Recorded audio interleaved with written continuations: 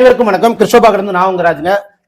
தமிழ் அகர முதலி, அதாவது மு சண்முகம் பிள்ளை எழுதிய இந்த அவுட் சோர்ஸ் புக்ல இருந்து நிறைய கொஸ்டின் குரூப் 4லயும் குரூப் 2லயும் கேட்டிருக்காங்க லாஸ்டா நடந்த எக்ஸாம்ல. இதுல இருந்து ஒரு 10-12 சொற்கள் அப்பப்போ உங்களுக்கு ஷார்ட்ஸா நான் கொடுக்குறேன். இப்போ ஒரு 12 சொற்கள் எடுத்து வந்திருக்கேன். அதனுடைய என்ன விளக்கம் அப்படிங்கறத நம்ம பாத்திரலாம். சரிங்களா? எழுது எல்லாமே வெள்ளுன்னு தான் வரும். வெண்மை அப்படிங்கிற ஒரு அர்த்தத்தை தரும். அதுல இருந்து எப்படி நம்ம தெரிஞ்சுக்கலாங்கிறத பாத்திரலாம். எழுது அப்படின்னா வெள்ளி இழுத்துன்னு அர்த்தம். அதாவது வெண்மையான பாலை கடைஞ்சு அதுல வர்றது என்ன அப்படின்னா வெண்ணெய் அப்படின்னு அர்த்தம். சரிங்களா? அடுத்தது வெள்ளு வரி. வரி அப்படின்னா நல்ல நீரோட்டத்தை சொல்லுவாங்க. நீரோட்டம் சொல்றோம் இல்லையா? அப்ப வெள்ளு வரி அப்படின்னா நல்ல நீரோட்டம் அப்படிங்கிற அர்த்தத்தை தரும், தெரிஞ்சுக்கோங்க. அடுத்தது வெள்ளுவா.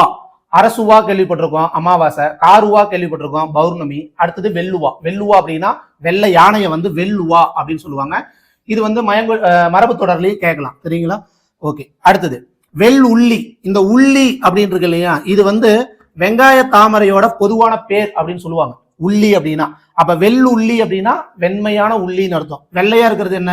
பூண்டு தானே, வெள்ளை பூண்டு வெள்ளுள்ளிம்பாங்க. அடுத்தது வெள்ளெழுத்து அப்படின்னா எழுத்து பார்வை குறையிறது, கண் பார்வை குறையிறது சொல்றோம் இல்லையா, அதான் எழுத்து பார்வை குறைதல்னு சொல்லுவாங்க. அடுத்தது வெள்ளை கொம்பு. வெள்ளை மயிறு கேள்விப்பட்டிருக்கோம். வெள்ளை கொம்புனாலும் நரை மயிர் தான் அர்த்தம். நரைனாவே வெண்மையா இருக்கிறது அர்த்தம். அப்ப வெள்ளை கொம்புனா நரை மயிர். நரை அப்படிங்கிறது இடையநரகரம் வரணும், அது ஞாபகம் வச்சுக்கோங்க.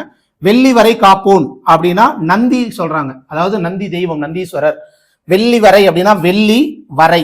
வரை அப்படின்னா மலை அப்படிங்கிற ஒரு அர்த்தத்தை தரும். அப்ப வெள்ளி மலையை காப்போன் அப்படின்னா கைலாயமலை. கைலாயமலையை காப்பவர் யார் அப்படின்னா நந்தீஸ்வரர். அடுத்தது வேரகம் அப்படின்னா கற்பூரம். அதாவது இங்கேயும் இடையநரகரம் தான் வரும், இங்கேயும் இடையநரகரம் தான் வரும். கற்பூரம் நம்ம இயல்பு வாழ்க்கையில பேச்சு வழக்கா பேசுற கற்பூரம் கிடையாது, கற்பூரம். ரெண்டுக்குமே இடையநரகரம் தான் வரணும், நோட் பண்ணிக்கோங்க. அடுத்தது வேர் கொம்பு. அதாவது இந்த இஞ்சி சுக்கெல்லாம் பாத்தீங்கன்னா கொம்பு வடிவத்துலதான் இருக்கும், வேர்ல இருந்து எடுக்கும் போதே. அதை தான் வேர் கொம்பு அப்படின்னு சொல்லுவாங்க. இதுல ஒரு பழமொழியே இருக்கு, இஞ்சி காய்ச்சதுன்னா சுக்கு, இஞ்சி காய்த்தால் சுக்கு அப்படிங்கிற ஒரு பழமொழி இருக்கு, அதுவும் தெரிஞ்சுக்கோங்க. அடுத்தது ஆண் நிலை. ஆண் நிறை கேள்விப்பட்டிருக்கோம். பசுவோட கூட்டத்தை ஆண் நிறைன்னு சொல்லுவோம்.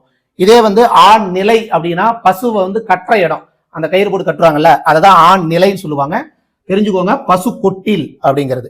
அடுத்தது ஆரகந்தி. ஆரகந்தி அப்படிங்கிறது திப்பிலியை சொல்லுவாங்க. திரிகடுகம் மருந்துல ஒன்னான திப்பிலியை சொல்லுவாங்க ஆரகந்தி.